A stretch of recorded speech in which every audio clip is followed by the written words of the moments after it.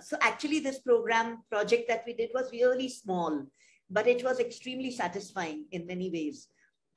Because although it was slow, like as a project, if like, if I wanted to study cats and if I did it only through that, then it would take me a very long time.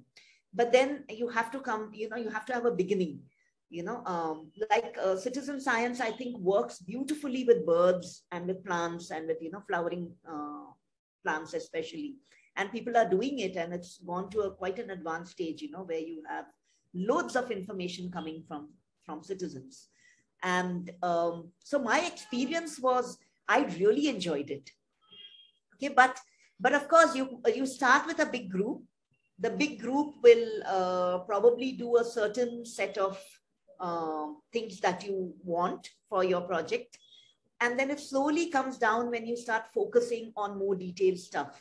And then when you come to the, more like skills that require some more, like a more harder background in science, then you start getting students who would want to do that. Okay.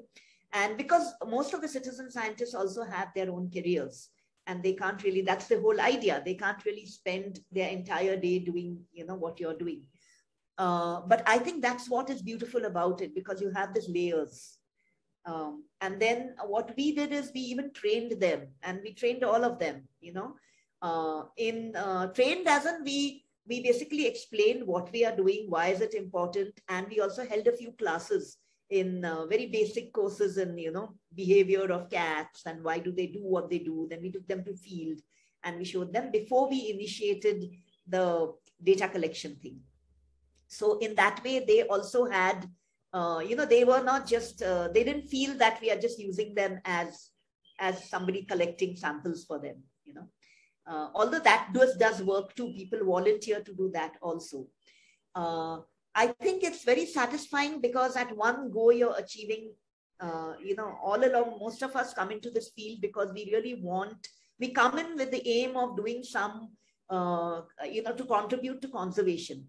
And then when you're only doing science, you sometimes feel, although, your research may contribute, you sometimes feel that you may not be doing enough.